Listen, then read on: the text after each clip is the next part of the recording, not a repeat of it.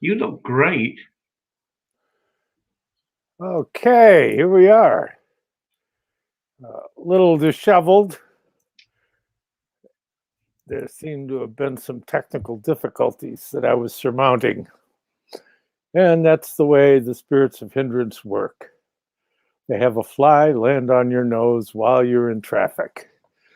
That's okay. We're bigger than that. In any event, I have to say hello to all the people from around the globe here. I see people from, geez, as far away as Israel and the Netherlands, and we'll have people dropping in from Poland and Italy and Norway, all these interesting places. And we're all swimming in the same chemical soup, but let's not go there. In any event, as people by now might have figured out, all we do is serve up riddles here because it's the connective tissue that's the important thing. It's the way in which you put it together. And Rudolf Steiner made a very salient point in one of his lectures, wherein he was saying that, and I'm going to paraphrase greatly here because I had to shut down my computer and all my notes are scattered to the wind, which is probably a good thing. But he said to the point of that, just because something's true doesn't mean that it's relevant. And that is such a deep topic that we could explore that from now until a veritable doomsday and not get to the bottom of that. But it's quite interesting the way he approaches it, because in the modern world in which we live, there's continuous extrapolation. Well, this happened over here in electronics, therefore, over here in biology, we should do this. It's like, what? When actually the rules of the mechanical world of William Blake's dark satanic mills that cannot surmount the living kingdom. And the other day I posted a video, Reverend David, I believe you saw it, but there was a group of Scottish women in the Hebrides singing while they were making Harris tweed. And so I thought, well, wrong label. I'll put on one of my Harris tweeds. You can't read that, really. In memory of that handcrafting. And they have a special song that they sing while they're kneading the Harris tweed. And when you get into understanding the history of what's called the Industrial Revolution, which really began in Italy and Spain, but I don't know, maybe because of local customs, they weren't able to really get it going. And it took the industrious Brits, of which Reverend David is one of their number, to be able to turn it into something that has gone through its various levels of metamorphosis into the modern world in which we live, in which it's now staring us straight in the face and wondering why we're here. And so that's the dark dream of Ahriman. He wants to assimilate everything into this dark satanic mill. And that was the premonition that William Blake was speaking of. But what he was talking about at the time was the industrial revolution, you could say, began with the weavers, where they were able to develop, and it was actually the groundwork that was done for that was done by the daughter of Lord Byron, her mathematical skills working with a fellow named Babbage that created the first machine language. And so that's an interesting factoid. And it just shows that if anybody doubts the capability of women, well, step aside. Because given the opportunity, they can always rise to the occasion. Well, in most instances. They have an interesting place in this world, and I want to dig into that some more when we get into talking about some interesting characters like George Sand or Margaret Fuller. She's a fascinating character. Both of these women transcended their era in which they lived in an expression of the powers of womanhood to be able to enter into the realm of thinking as a peer. And of course, David knows all about peerage because he lives in England. And there you have a certain, we could even call it adumbration. What would you call it there, Reverend David? How you doing? Good afternoon, John. I call it slavery. I call it servitude and slavery. That's what I call it.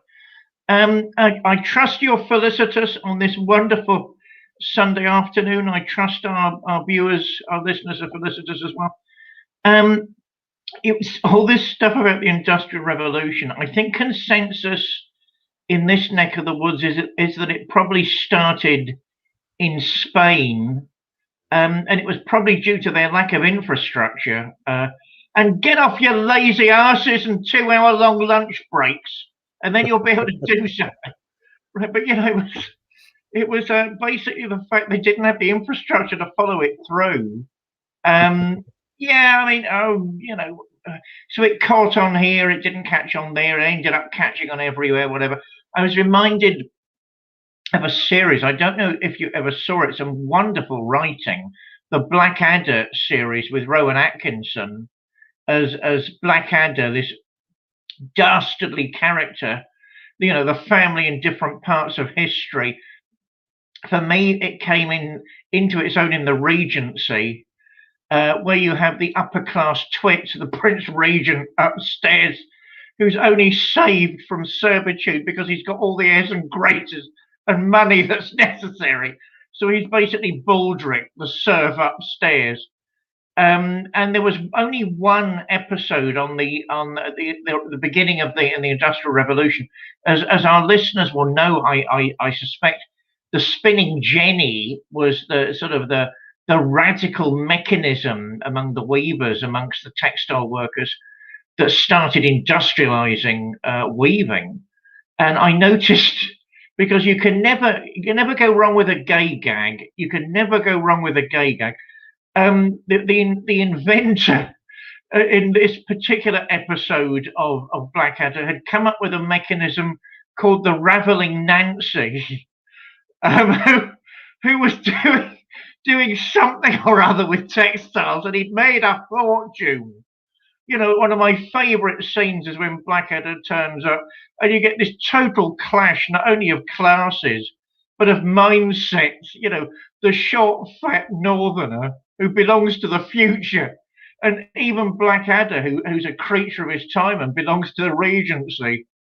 And the short, fat northerner says, Blackadder, speak to me. I'm paraphrasing. Speak to me of that again, and I'll take me belt off, and by thunder, my trousers will fall down.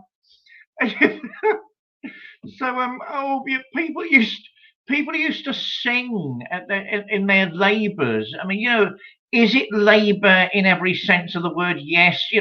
When Adam's curse, when Adam delved and Eve span, who was then the gentleman? Yeah. But it's also a blessing. Every curse is also a blessing. At least 99% of them.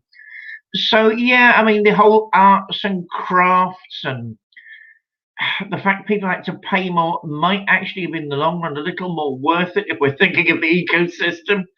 And the beauty and the craftsmanship, the skills and the mindsets that went into producing those products, not only as superior products that lasted forever, but as ennobling activities for the people who were involved in them. It wasn't just simply a wham bam, thank you, ma'am, I've now made a purchase. Maybe there should be more to trade than that. As for, I'm an egalitarian, I'm not a feminist. I think if you're a feminist, at least third wave feminism seems to me to actually have nothing to do with equality. Well, it's dominance. It's dominance. Well, I'm sorry, and I'm sorry, ladies, with the deepest respect. I believe in the equality of gender, so I'm an open egalitarian. I find it odd, with love and deepest respect to the wonderful friend and host I have of this program. I find it an American issue, though it's becoming a British issue. That there were independent, powerful women. I mean, that's always been our history. As I think I said in a previous show, Elizabeth I, Queen Victoria. I mean, no one would have told them, "Sit down, woman," because they wouldn't have survived 5 seconds. And therefore, you find a history of women also in the arts and also in intellectual history. Was it as easy for them as nowadays? No, I don't think it was. I think on that level, certainly that there were prejudices and there were hindrances and encumbrances. But I mean, I'm thinking of the genuine radical Mary Wollstonecraft, of course, mother of Mary Shelley, author of Frankenstein. Since we're talking about the Byrons and that magical circle of that gigantic poet, his astral self, of course, was the vampire.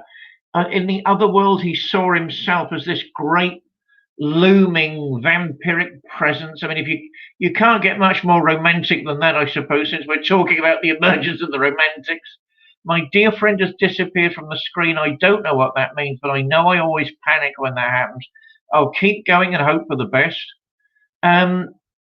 Mary Wollstonecraft, of course, who was an intellectual in her own right, the partner of William Godwin. I can't remember offhand if they actually ever got married. That might have been a little less than bohemian. That might not have been what they wanted.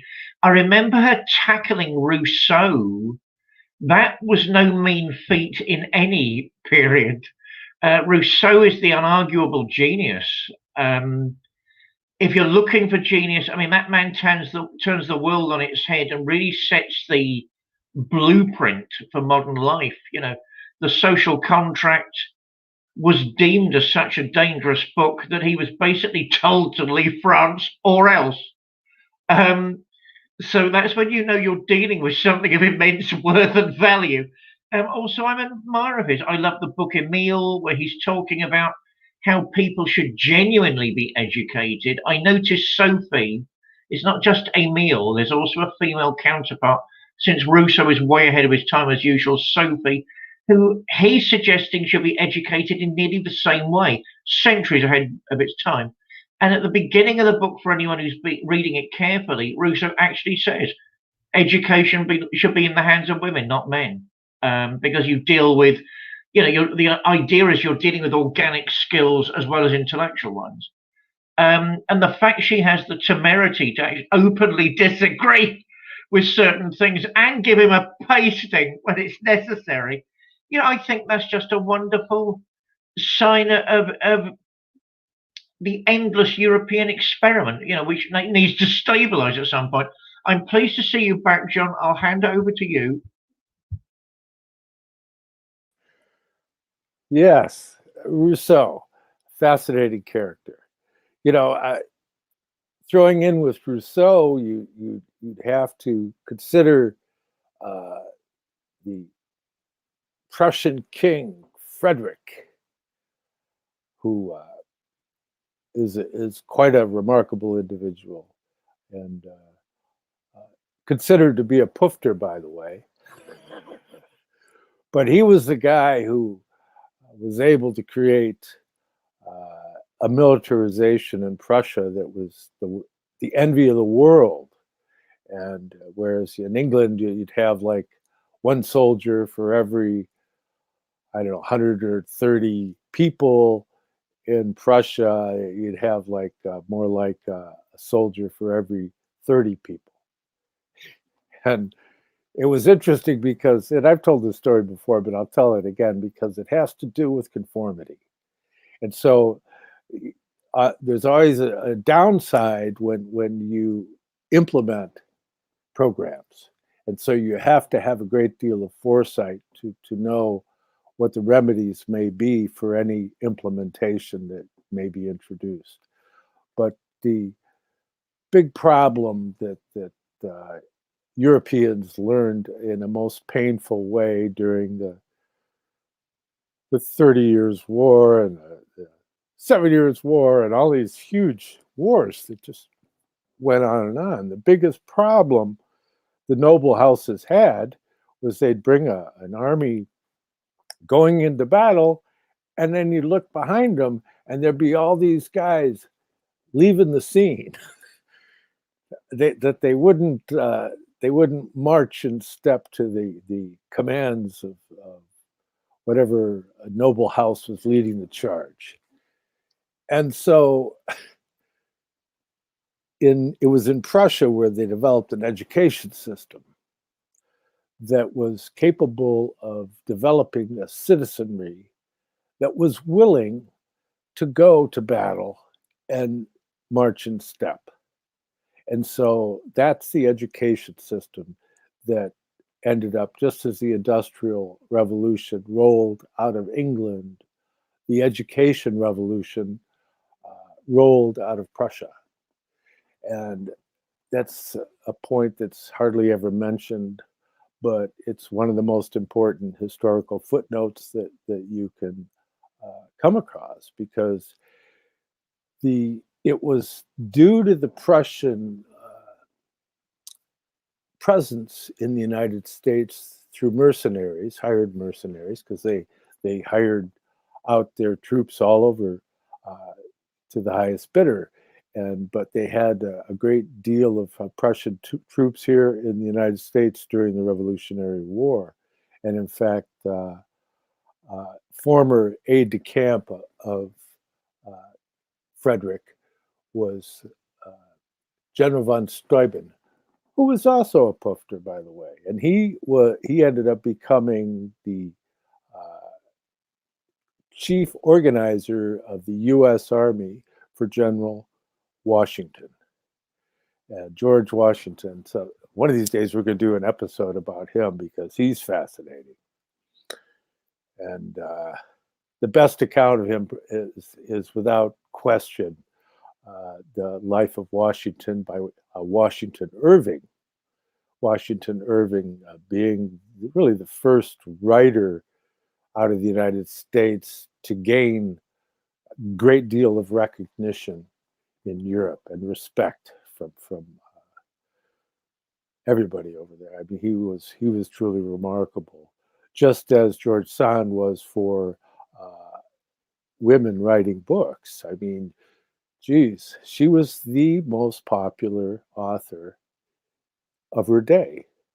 It's hard for people to understand, but because in reading her books, I mean, you gain knowledge regarding the exploits of the Comte Saint-Germain and all these court intrigues and all the different levels of society, because she had been exposed to both, because she was from a house of commoners and also a noble house, and was raised in a noble house. But you see, the education that's possible in some of these noble houses is so important in understanding the turning of the pages of history, because many of these homes, as you see when you watch like Downton Abbey and all that, you see that there's these huge libraries.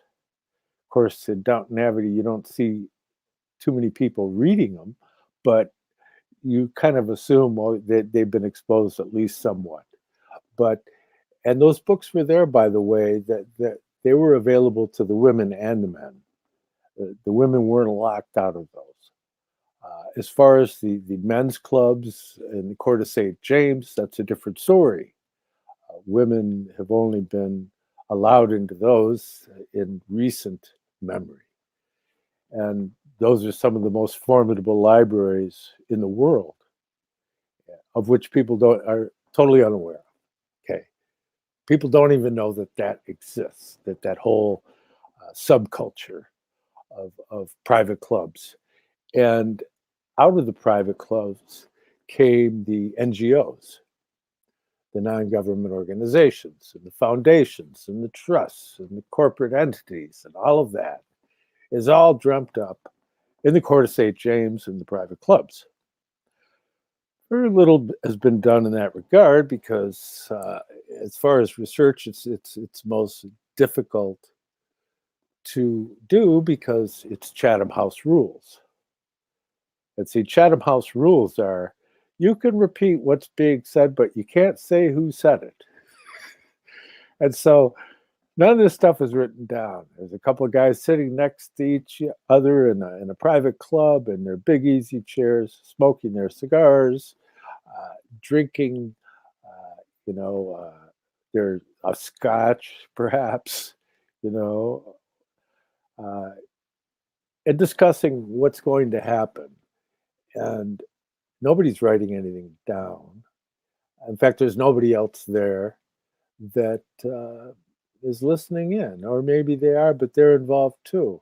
And so there's all this kind of semi-casual converse that takes place at posh dinner parties and at private clubs and all of that. So that it's very much the whole concept of the Industrial Revolution is based on the concepts of compartmentalization.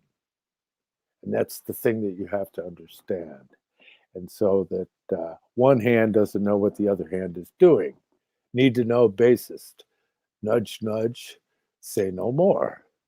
And so you have people very dedicated to the matters at hand, having no idea what role they play in the big picture. And so you have all of these willing, shall we say, Prussian servants marching the march, following instructions of which they don't even know the big plan. And that's kind of the way it works. And this is interesting because I had no idea I was going to talk about any of this. And that's some of our best conversations is when we have no idea what we're talking about. Figuratively speaking, that is.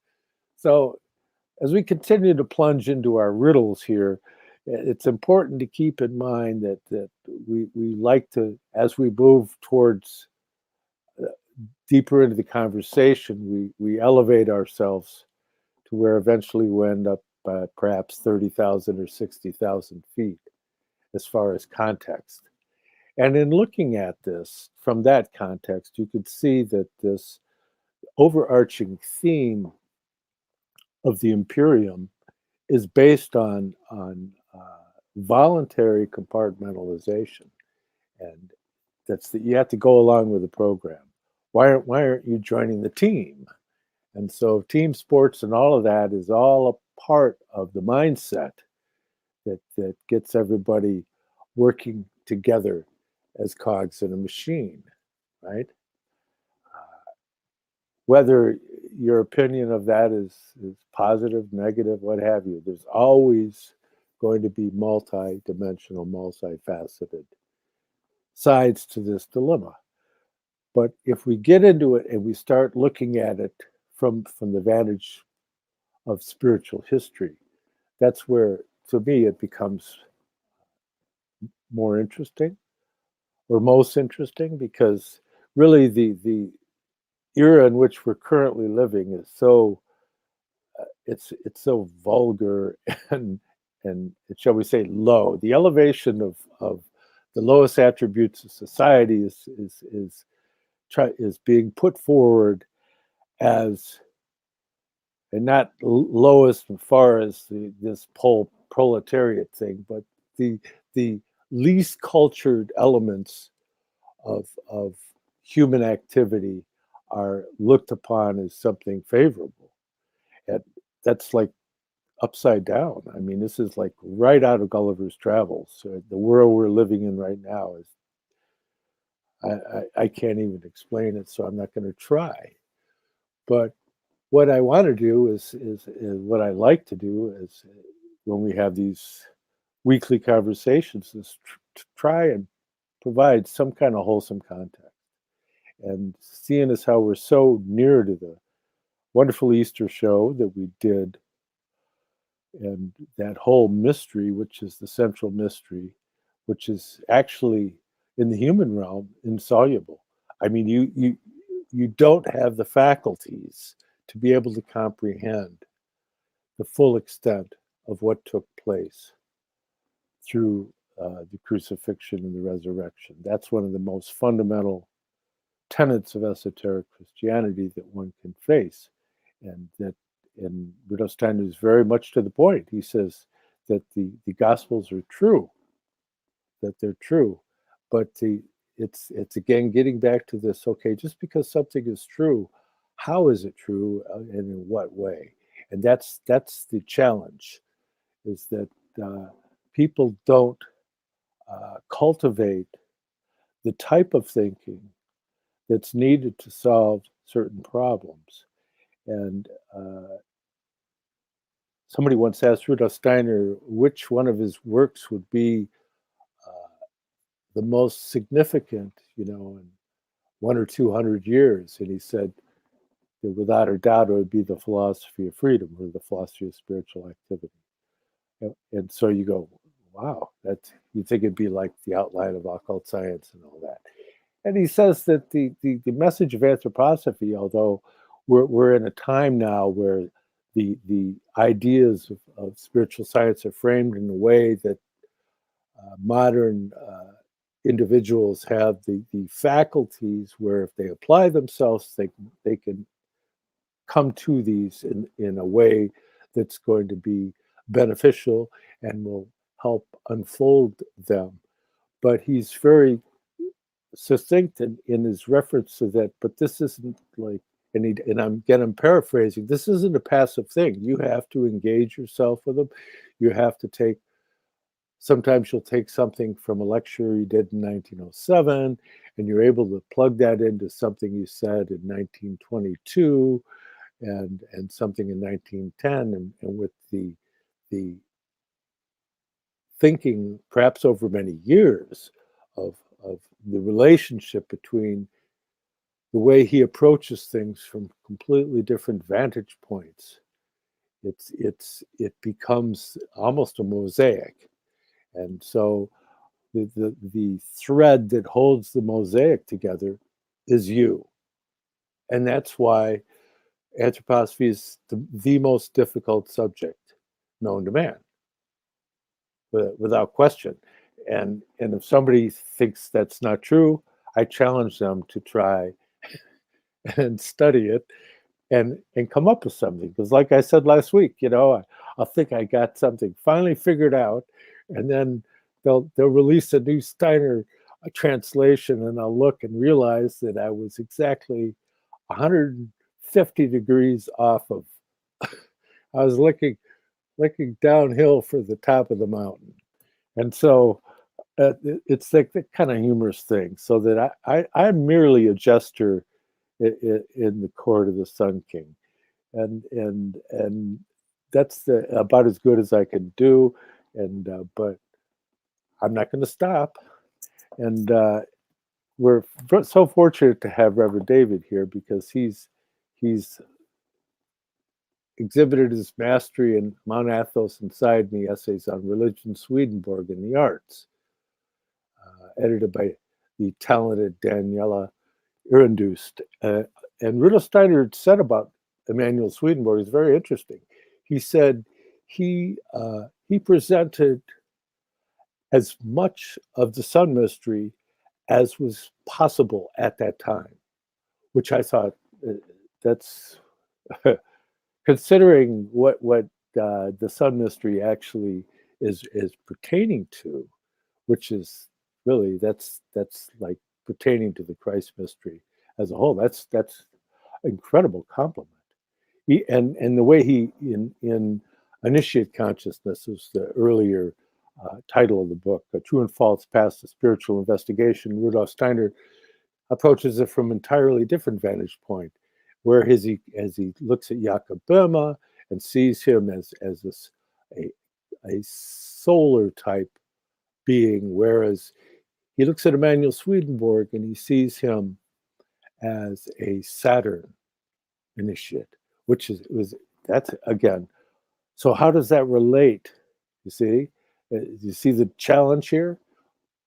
What does that mean? I mean, he's approaching it from a completely different vantage point, and yet he states it emphatically in both cases, and so they're almost could be perceived as contradictory, but they're not. See, and that's the challenge. Is your thinking big enough? Have you woven your Harris tweed and sung over it long enough to be able to put it together? And so that's where we come in. See, then that's why it's the most difficult subject known to man. It dwarfs physics. Physics is it's an abstraction based on mathematics, operating on one level. It's not multidimensional in the same regard. And so consequently, like he says, a mandala, it's well, the take on the mandala, he says, what's Steiner's take on the mandala? Well, I could tell you that as a mandala, like they're used in Tibetan Buddhism, they're you could see them as like a macroscope or a microscope, depending on how you use it. But the mandala has these little squares frequently positioned around it, and that relates to the different directions. And it relates to what are called skandhas. And they're like little doors, and they're into spiritual content that in your meditative state you can enter into the mandala. It's an actual tool of doorways is what it is. That's what a mandala really is. Although very few, if you walked up to some Rinpoche and asked him about that, he would just look at you, give you a funny look. I remember once I ran into when I was back when I introduced the Dalai Lama to the spokesman for the Hopi elders in Ann Arbor. We were walking down the street going to a coffee shop, and there was a Tibetan monk walking the other way, and amazing looking individual. I mean, his theosophic skull was like it was raised up above his pineal and pituitary bodies. It's like he had a ridge on the top of his head. He meditated so many incarnations. And as we walked by, I said, Shanti. And he looked at me and went, Om Shanti. So again, it's a question of context, isn't it? Because there's no Shanti, there's no peace without Om, which is the Om is the father principle, so to speak. And that, like when they ask Jesus, are you good? He says, only my Father in heaven is good, right? So these are all a series of riddles. But it was so funny the way, he got right up in my face, Om Shanti. And I could still feel it. It was like violet sprinkles came all over me. He was blessing me. I know that. And but it was so funny. We all cracked up, and he just grinned and walked on his way. But it was quite a group there. And at some point, I thought I'd talk about, who are these other beings, these amazing individuals, and when you get into one of the best books for exploring that is, I mentioned before, is The Christ Impulse and the Development of Ego Consciousness. And specifically in lecture 1, to where he gives the whole history of the leaders of mankind going back to the Stone Age in the old Indian period, back just after the sinking of Atlantis, when Manu leads the migration And there's the northern migration, and then there's the southern migration, and it ties into all the great initiates and the 7 rishis. And he gets into explaining that at that time they worked through the etheric body because the other later stages hadn't come into being yet, of course. And so that these beings who were the leaders of mankind, the rishis, were able to incorporate content as received from beings, higher beings in the spiritual world. And Rudolf Steiner made an interesting point. He said, you mustn't think that they were like giving lectures. And although again, I'm paraphrasing, but it's not, see, we want to make it easy on ourselves. And so we go, okay, they're like us. They just don't have enough information to figure stuff out, But he makes the point is that it's being in the presence of these great beings because of the capability of the seership of the individuals. It was evident who the great one was. You could look around and you go, there he is, because you see it. It's just like I remember them asking Sufi Samuel Lewis, who is a friend of Pierre Vilayat Khan, and he's friends with Father Paul of the Holy Order of Man and all that. He was an interesting guy. I think personally, I think Mr. Natural in R. Crumb Comics is based on Samuel Lewis. But Samuel Lewis is an interesting character because he was a rabbi, he was a Christian minister, and he was an initiate yogi. And he had all these disciplines together. And there's indications he was also a member of the intelligence community, by the way. Most people don't know that. But nonetheless, they were asking him towards the end of his life, how will you know your successor? He says, what are you kidding me? They'll be like radiant. Because, he will be able to see their radiance. So you know that they're the one that is to be his successor. So it's more along those lines, although very few people today have the capability to be able to perceive in that regard. I didn't finish introducing David's books. I got off on Swedenborg. It's so easy there's so much to Swedenborg that you can go on for days and days. But his Mount Athos Inside Me is his major work.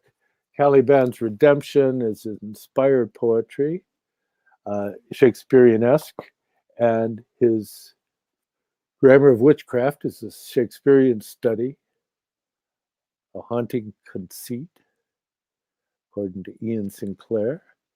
And these books are available on Amazon, and I recommend highly that you get them.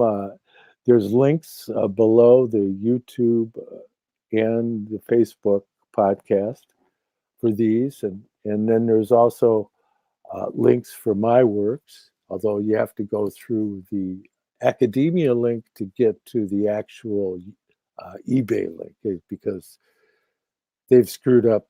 You can't use eBay links on Facebook or on YouTube and have them work, except sometimes. Some people say they work. I don't know.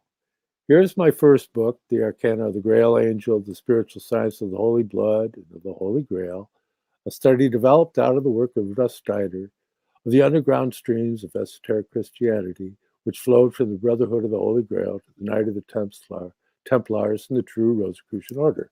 Some 640 pages with a riddle on back.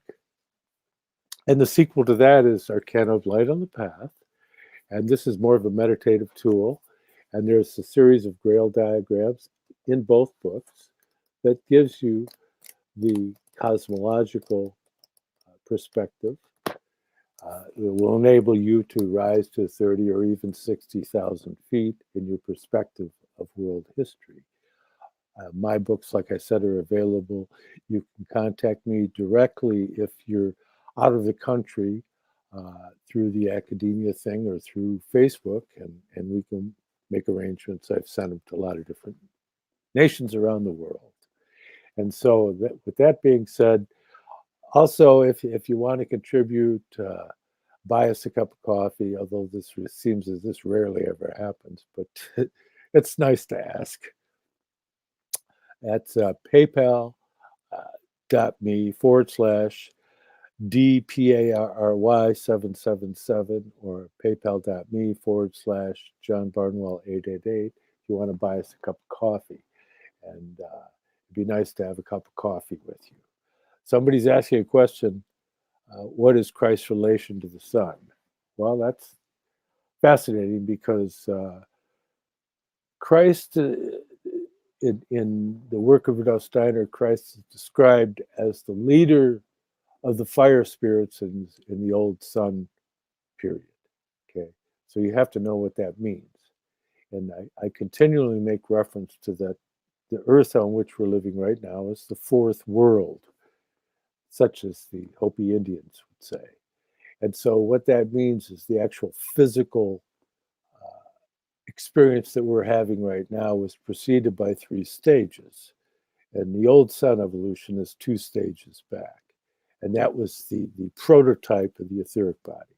So the actual lowest vehicle of the Christ being that incarnated into Jesus of Nazareth in the baptism in the Jordan, when the dove descended, that is his natural state of being. But he is unique in all of Earth evolution. There is no other being that has ever been born or incarnated that is on a level with him. Being that the other great beings of mankind, like the bodhisattvas, for example, like Buddha, they are a development of the human realm, whereas the incarnation of Christ and his resurrection, what he did was he provided a deed that enabled our future evolution because it planted seeds for the transformation of every level of a human being. And that's something that's not necessarily so easy to grasp. If you get into Old Testament, he makes the point of that in going back to the genealogy of Jesus. It ties back to King Solomon as being the one who had the prototypes of the perfection of the human form. So that King Solomon, with his temple strivings, that he could envision the temple of the macrocosm, but he couldn't build it. See?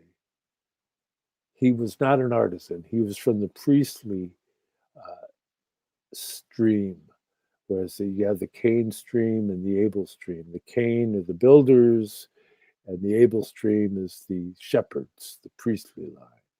And so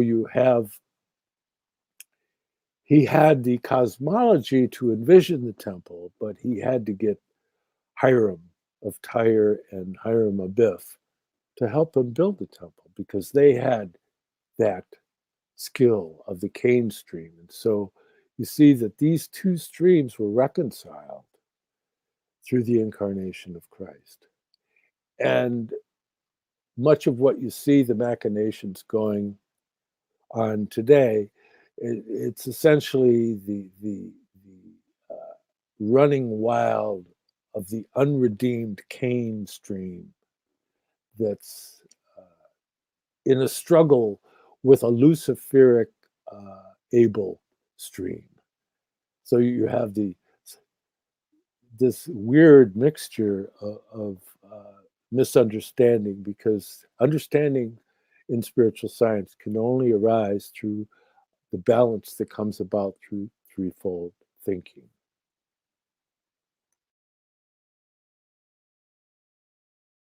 Your eloquence was so great, I didn't realize a cue was coming. There's so much more to you than being any type of court jester in any type of royal court. Oh, Sun Kings. I'm no monarchist, particularly in this week where Prince Philip finally, of course, went to meet his great reward in Britain.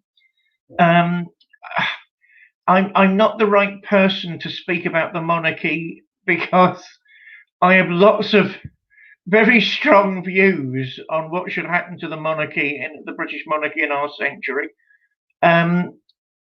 Certainly on the level of a family, my prayers are with Elizabeth, and I hope the family learns to deal with their loss. I mean, the passing of a human being, the passing of a father, is always very difficult. On the level of statecraft, I don't know. I don't like this modern habit where you can say anything about anybody at any time, and I certainly don't like the modern habit where you can speak ill of the dead and reinvent their histories at the drop of a hat and accuse them of absolutely everything. With the result that hardly any of it's true, but you blacken their name for your own reasons. I mean, no, I don't like any of that. I will say Prince Philip was a problematic character. I mean, certainly British TV is awash with nothing apart from Prince Philip stories at the moment, or Harry the Greek, as they used to call him back in the day. Sort of, I suppose with all these, and I noticed they're whitewashing his history. So something's going on somewhere. I mean, he's tantamount at the moment to not only a stud, but a saint. And you think, well, hang on. But I grew up with all of that. I mean, that's not quite what was happening. And his humour could get out of hand. Sometimes he was just a rude bastard, which also seems to be going missing. My favourite, thank you so much for that. My favourite, there used to be, I think it's been revived recently, a programme of puppets called Spitting Image. I think it's been revived recently, but from what I hear, it's not quite as cutting as the original couple of series were. My favourite Prince Philip, and then I'll leave it there before I start getting myself into hot water, was where you have the royal family. They weren't sure they were going to introduce the royals. Hey, anyone who's into comedy must introduce the royals.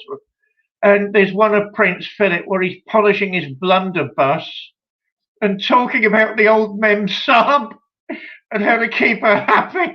And I thought, well, that's a bullseye. That's basically what's going on there. That and the fact, I suppose, that three of Harry the Greek's sisters married important Nazis. But let's note, you see, I'm straining at the bit. I've got to control myself. I know I'm not going to get my knighthood, but I've got to control myself a bit. I don't want death squads turning up at the house. So let's get back to that. No, there's so much to. I don't like monarchies. I just wish they'd go. Mind you, there's not much to replace them with at the minute if we look at what Democrats are meant to be, but there we are. Let's just say these things are allowed but not permitted. I'm long in the tooth enough to be careful, John. So, oh gosh, yes. I mean, you said lots of things. I've had my rant. I mean, so on a personal level, I need everybody's prayers this week. This is the week where my church is being discussed by the Congregationalist Federation with the possibility of being incorporated into the Congregationalist Federation. So I'm asking for everybody's prayers. That's completely tangential. I'm saying that before I forget it. In terms of PUFTA, we get everywhere. I got this during the week.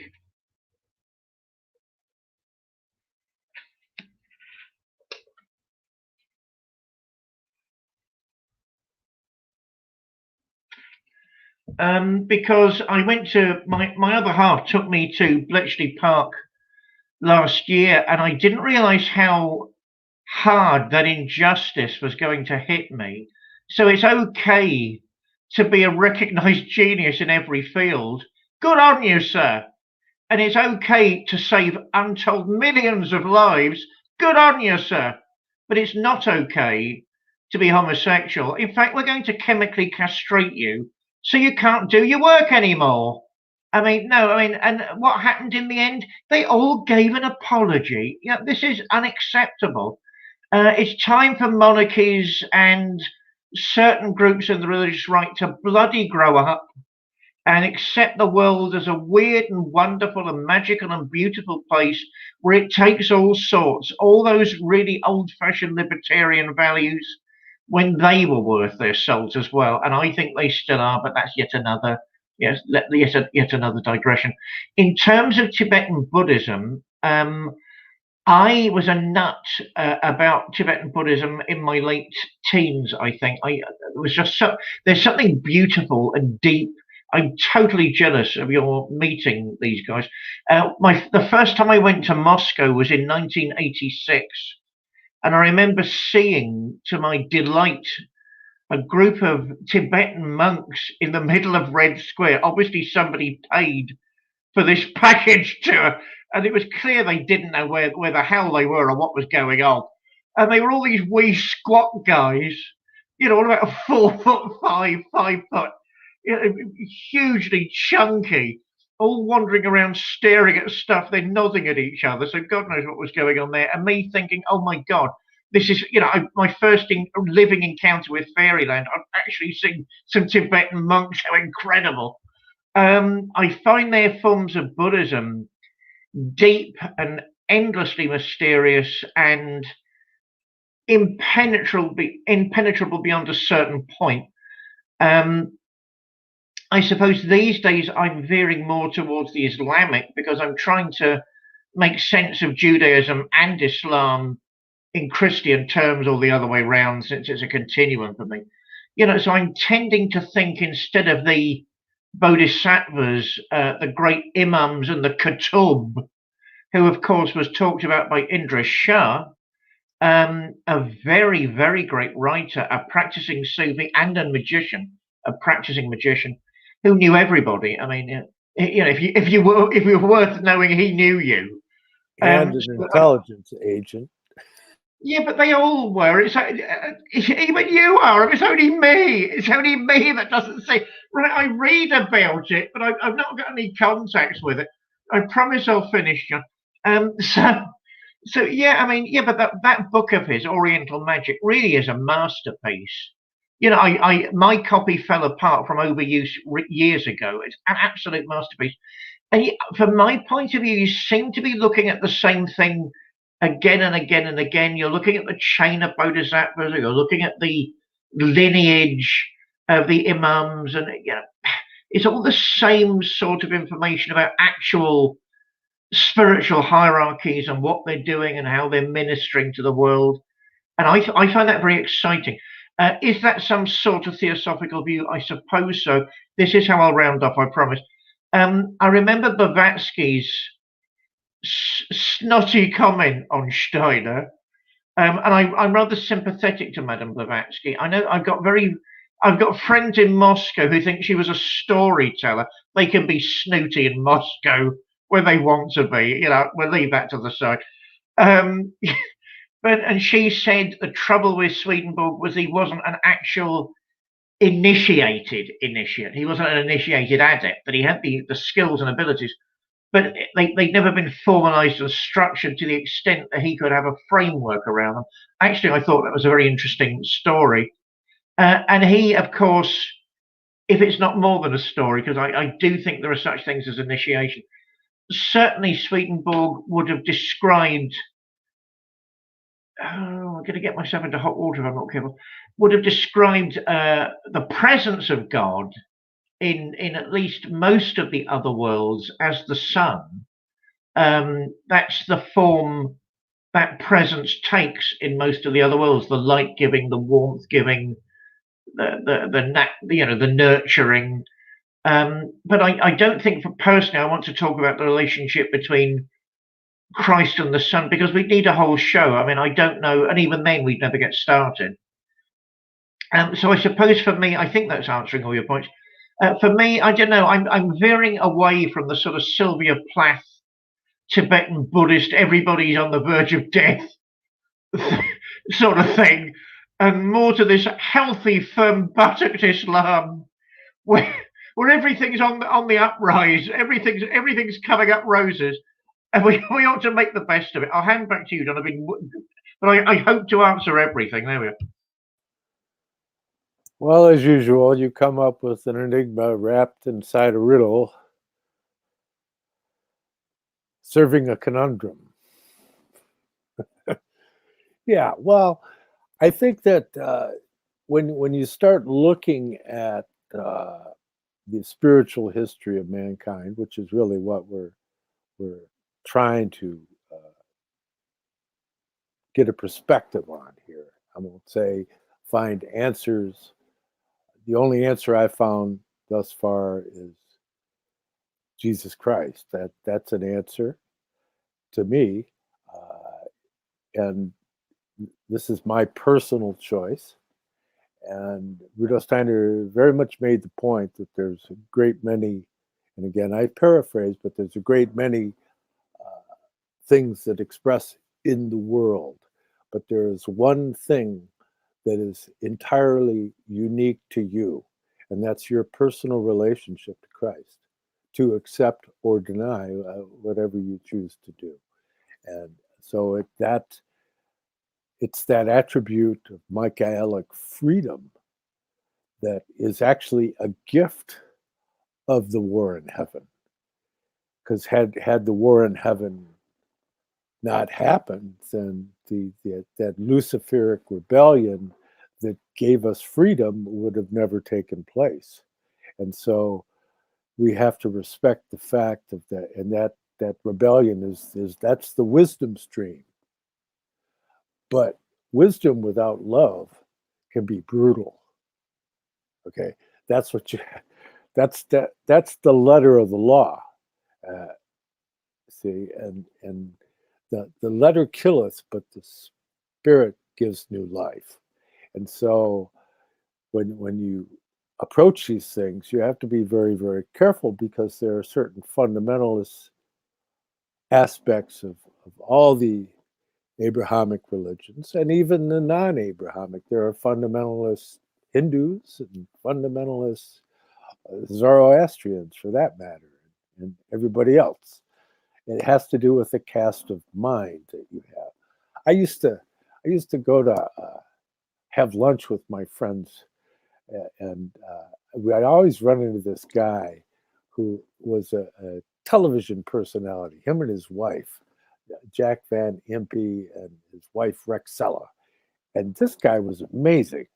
I mean, you could mention something about scripture and he could tell you chapter and verse and verbatim. He had the whole Bible memorized. But I never got any warmth from this guy. And by the way, he had the top of the line Mercedes. I mean, and it was quite interesting. And one of my dearest and oldest friends was his camera operator for his television show, Brad Diekman, who's rest in peace, Brad, my old friend, the drummer of my first band, and one of my oldest schoolmates. But I never got a feeling of warmth. I never got a feeling of that God is love aspect. It was there. Maybe it's me. Maybe it's my lack of capacity. But I always, it seems to me that with the Christian fundamentalism, when you talk to these people, eventually they're going to go down that fire and brimstone route, and they're sure about who's going to make the team. You know, they have a list of criteria, and do you make the team or not? Oh, I'm sorry, you know. And I love going back to this joke. This guy dies, and he runs into the Archangel Michael, and he's going up into heaven, and they're going down the hallway, and there's a hallway with doors all the way down, and Michael's pointing. He says, "Oh, this is the Presbyterians, and oh, these are the Baptists, and you know, there's all these rooms." And they get to this one room, and the door is closed, and the guy says, "Well, what's that?" He says, Oh, that's the Catholics. They think they're the only ones up here. And that's kind of the way it works, It's so. And if you think that, you're free to think that, of course. But that being said, we all have our own version of that kind of narrowness, and maybe it's the karma of people to have that level of experience. Who it's not for me to impose on them, although many of them would sure like to impose on me. But then that gets back into that old saw of shall and must that David has such difficulty chewing on. But that being said, was that a question you had? Is it? Prince Philip, well, let's just say he hoped to reincarnate as a virus and become a plague on mankind to reduce the population. So that's his wishes, and I don't want to speak ill of the dead, but he said it, not me.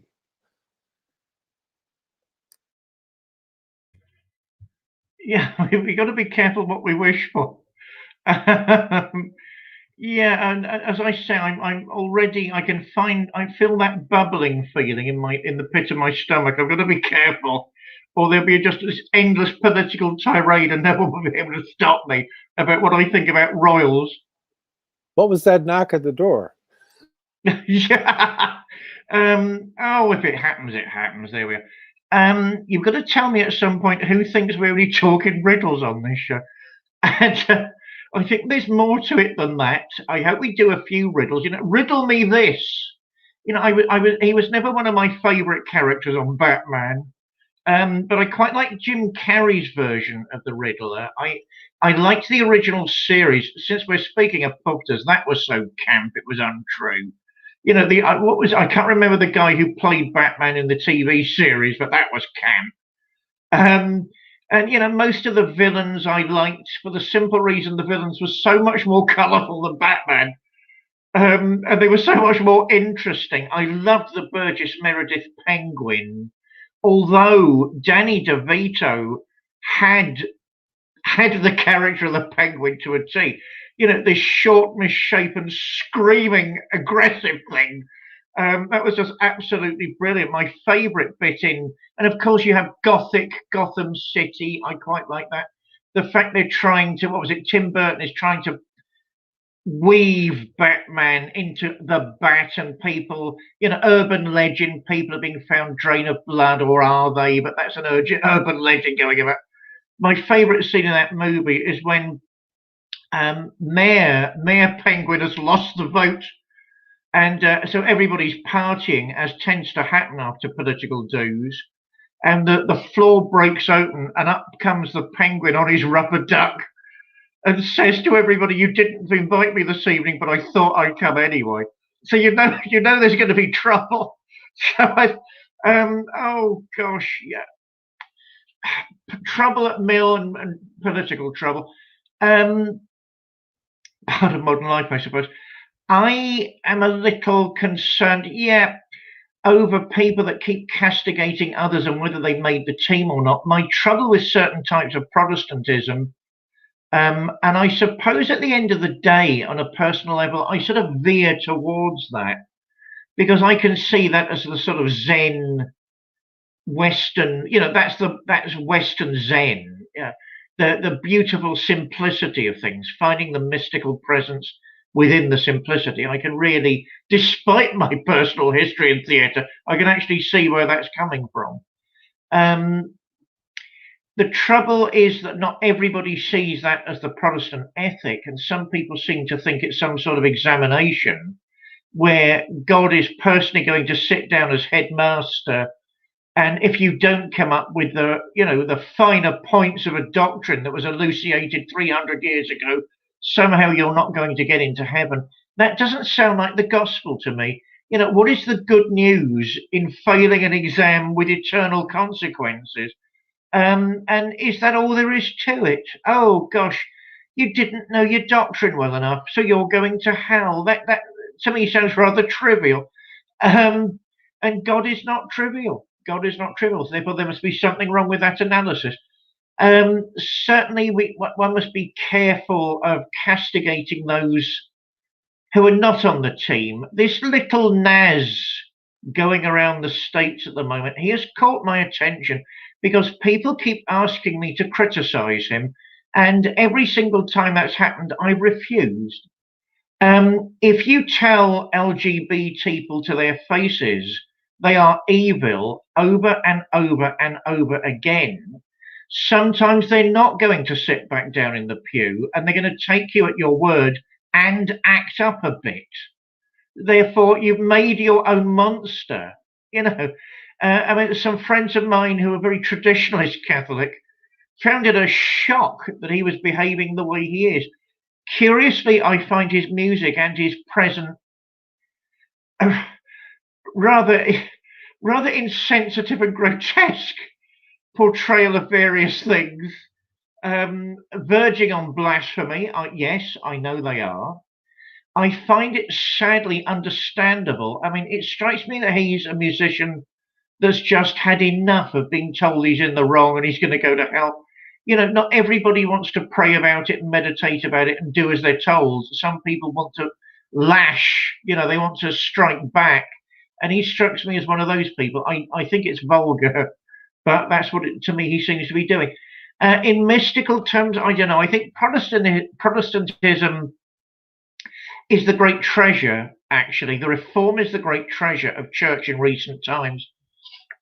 I bet that shocks absolutely everybody who said that. But it can be taken at a superficial level where it's doctrines and dogmas and, leave the dogma at the door, beware of the dogma. Every postman should be warned, beware of the dogma. Maybe there's that level to it and some people need that. Maybe there's a profound depth to it as well. And I'm going on about Lutheranism again, or even Calvinism, which I'm beginning to think is incredibly misunderstood. Were these people perfect? No. Were they equally laudable in every way? No. But they might have hit, because they were human, they might have hit a very important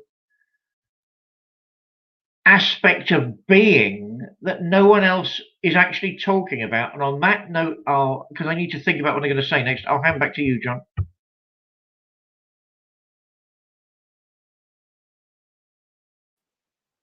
Yes, well, there is that. And again, it's of course expressed so clearly by Hegel, is that there's no end to biblical exegesis, that you can just go on and on and on. And that's why the smartest people concern themselves with it.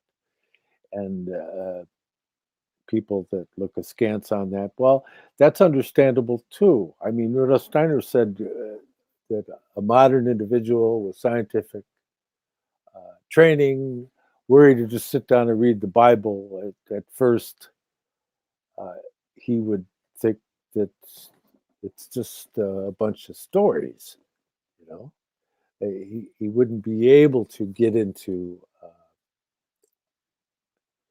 penetrating beneath what was going on there. And so it's understandable that somebody couldn't relate to it. They don't have you have to bring something. It's like when you have a family dinner and everybody brings somebody, like, okay, well, you bring the cake and you bring the biscuits and you bring the goulash. Everybody contributes to the banquet. And so that's like Plato's banquet, right? But Rudolf Steiner makes the point that it's even deeper than that, because he specifically said in the Building Stones Toward an Understanding of the Mystery of Golgotha, in that lecture series of 17 lectures, in there he makes reference to Plato and says that Plato's dialogues are a direct result of the inspiration of Socrates from the next world. Okay, which is like I know of no other place where he says that. So you have to say, wow. And that gets into some interesting things. And I think that perhaps next week, because we can only go into a little bit now, but it's something that deserves a stronger review, because it gets into this whole idea when I was talking earlier about the 7 rishis and the Manu incorporating beings from higher realms and communicating through that agency to mankind. And then you see it evolving from the etheric to the astral realm with Zarathustra. And so it's getting closer to the earthly realm in the second post-Atlantean period. Then when you get into the third post-Atlantean period, you start the further articulation of the astral into the sentient soul.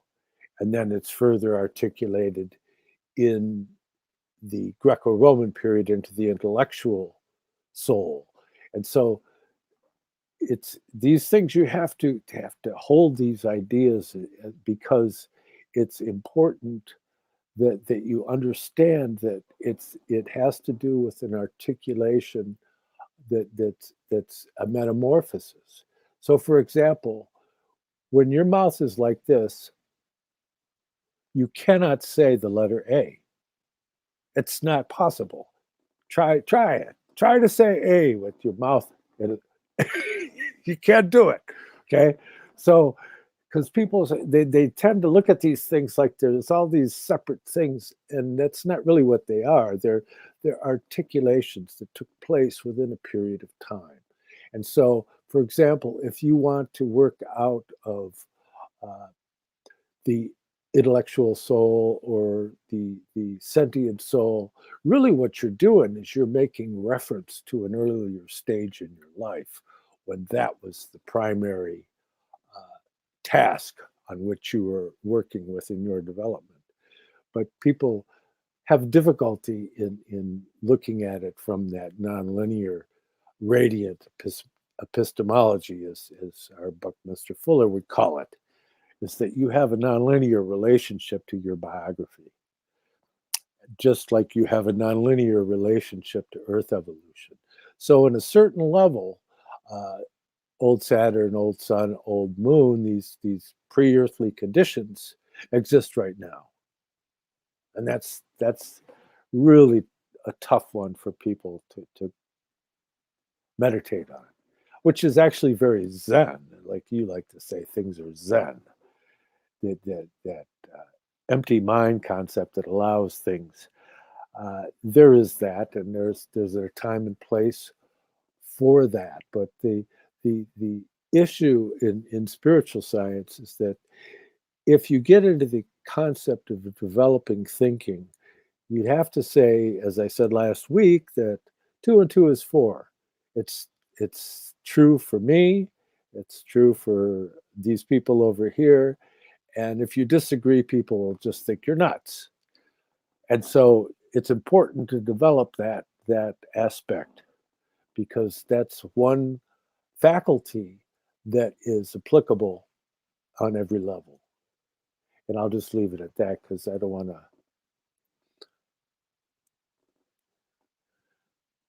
Oh, they're asking me a question I don't know the answer to. And was Tartaria formed after Plato? I don't know. That's David would know more about Tartaria. He's been there.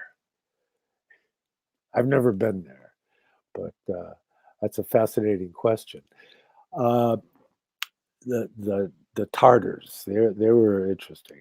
Well, when you get into the plains of Russia and the region of the Caucasus, there's a fascinating book I have, Count Walewski's Caucasian Yoga, which is a very unusual. I have a nice first edition of that, in which there's a whole system of methodology. We'll talk about that sometime. He's a fascinating guy. He was a Polish count that had a bookstore in New York, and he was a esoteric bookstore, among other things. And he influenced a great many people, knew everybody, and just one of those characters that gets passed by. And no, I don't know the royals personally, although David has friends that do. And, at some point we'll bring one of them aboard. Well, Leo Zagami's he's a cousin of the Queen Mum, and so yeah, that I actually know quite a few people from various noble houses and all that through all my endeavors in social media and all of that, and that's all well and good. We don't care much about that kind of stuff here in the U.S. of A. They tried to make George Washington the king, because he had a more legitimate claim to the British crown than King George. Actually, some would argue, but and with his family going back to William the Conqueror, and not a relative, but one of the original houses that came over with William the Conqueror in 1066 during the full eclipse that went right across while he was bringing his troops. That's an interesting thing that was discovered by my friend Charles Jane, the father of modern scientific astrology. Charles Jane, by the way, he's a fascinating guy because he knew Nicholas Roerich, and Charles Jane was one of my mentors. An interesting character. He was about 6'6". It looked like W.C. Fields, and he would wear these like red blazers, and hey, Arnold, how you doing? And he was absolutely brilliant. I mean, he had the you could ask him where Mercury was in October of 1949, and he could tell you within 3 degrees. Okay. I mean, just off the top of his head. I mean, I've seen him rectify a person's birth horoscope at lunch while we're having lunch with no reference materials. I mean, so he was a mathematical genius. Or you say, Barnwell, we don't really know that much about astrology. And I think he's right. One of my friends, she just recounted, I wished her a happy birthday, Mary, and she brought to memory her mother used to come in the bookstore, and one day her mother came in and says, "Yeah, you have any? I need a good book on astrology." And I was up on a ladder, and I said, "There aren't any." But it's definitely something that's worth studying. So you see that we're in the beginning stages of so many things, and one of the things of which we're at really infancy is coming to terms with understanding the resurrection and the accomplishment and mission of Jesus Christ, and the transformation of mankind to take the gifts of the fall and move forward towards the next stage of our evolution, and to not get wiped out by the scythe of these lower forces that would like to entrain us or imprison us in some kind of weird neo-feudalist menagerie. So it's all very strange. But keep in mind, that's why you're here. This is you're supposed to go through this. This is human destiny challenging karma. I mean, it's in the Apocalypse. It's in the book of Daniel. It's Ezekiel talks about it. You go down the list, and people are surprised. Why is this happening? Well, I think that you're being given the opportunity to make a decision as far as to how you're going to apply yourself as a human being. And so, a free human being, by the way. So while you will get promptings of conscience, it's not really going to tell you what to do. It might warn you from time to time not to do something, like don't walk off that cliff. But the wholesome spirits do not compel. That's the issue. So if somebody's attempting to compel you, they don't have it all figured out yet, in my opinion, in my humble opinion, as a court jester in the court of the Sun King. And that being said, we're getting towards the culmination of our little event here, and I hope it was interesting and perhaps somewhat illuminating for someone somewhere across the globe. But as is our habit, we like to have David consecrate our efforts here on this wonderful Sunday. It's starting to be spring here gradually. And I thought I was going to talk about birds today. I kept carrying the thought of birds, but I didn't get there because I had a turkey. I walked out on my porch like a few days ago, and there was this giant turkey on my porch. And he was as startled as I was, and he ran off. He was huge. I mean, he was taller than waist high. It's like, I know, well, and I frequently have birds interacting with me throughout my life. So I'm gonna save that for a future episode. But let me pass it off to David, and I'm sure he has something he wants to share with us, and then give us one of his wonderful prayers. The language of the birds is the language of the angels, of course, according to Rumi and Attar and those people. I'm so jealous of people who live in America where giant turkeys assault them and are incarcerated in this city. But who knows what the future holds? W.C. Fields. I kept thinking of him as Mr. Micawber, my little chickadee. Whatever happened to all these amazing talents? Whatever happened to Hollywood? But there's a horror story we can look at some point. Lots of things I want to say, but I don't want to overdo things.